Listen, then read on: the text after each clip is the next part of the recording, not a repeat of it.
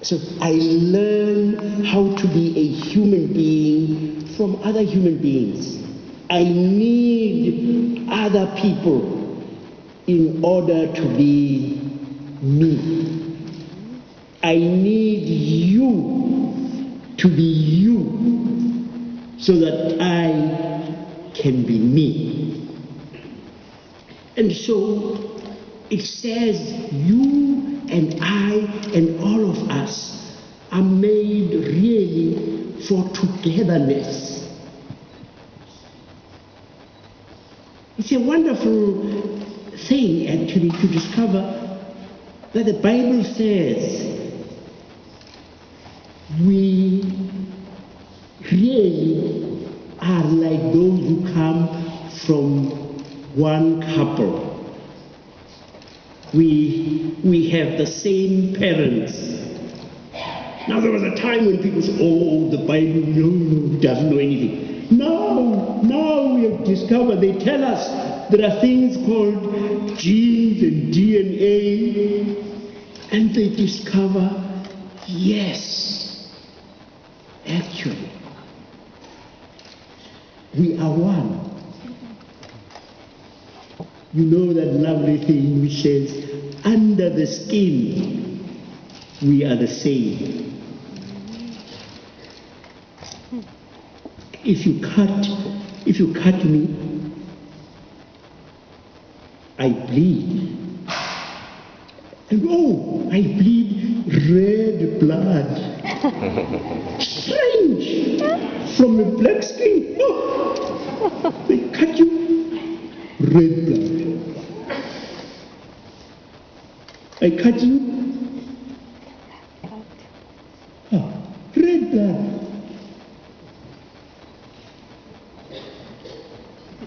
And when you look at an X-ray,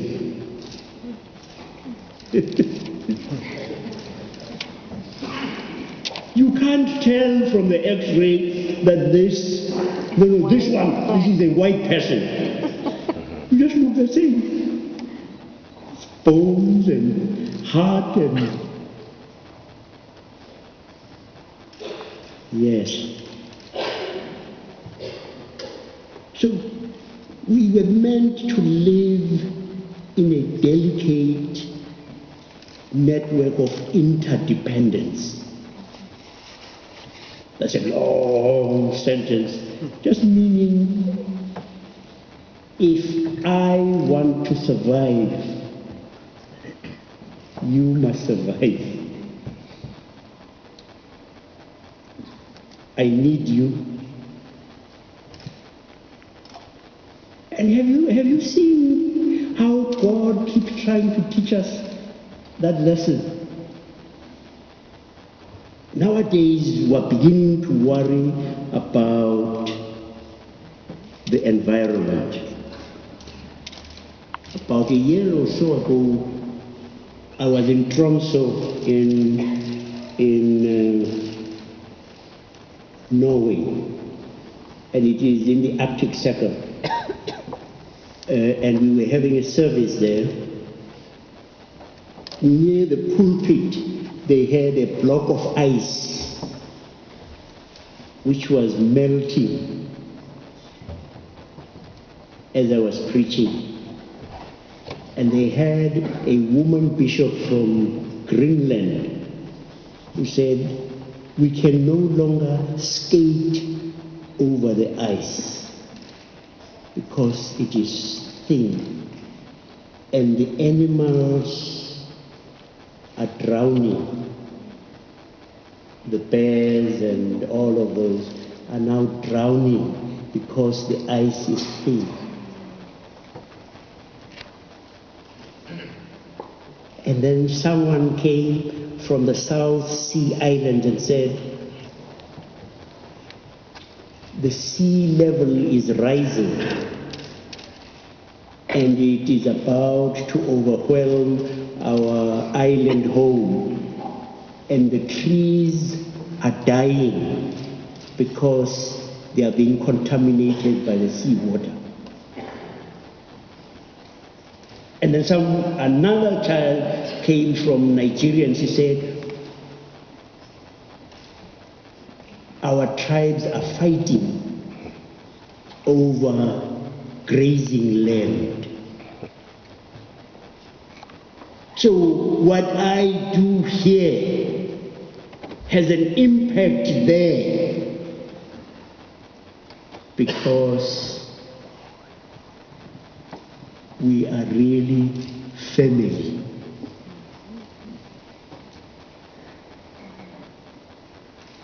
And God made us different, not so that we should be separated.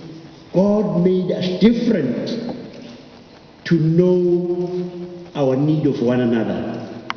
That you have gifts that I don't have, and I have gifts that you don't have. And God says, oh, wonderful, wonderful. Now my children will know that they need each other. That no one, no nation, no matter how powerful, can ever be self-sufficient, totally self-sufficient. In fact, you know, the totally self-sufficient human being is subhuman. Huh? The minute you say, I don't need any other people, you're actually not a giant. You are subhuman. You are less than human.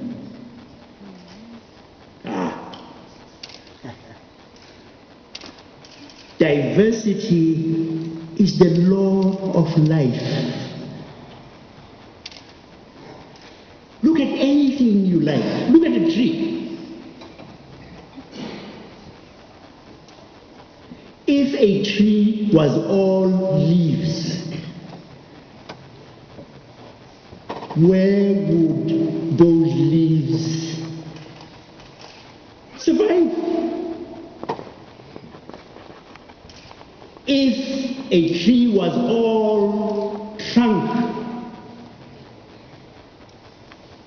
how would it stick to the ground if it had no roots? How would it breathe if it had no leaves? It is the law of life. It's that each of the different parts of a tree, and we can spin it over to any other thing, need each other. None can survive without the others. They're interdependent and perform different functions.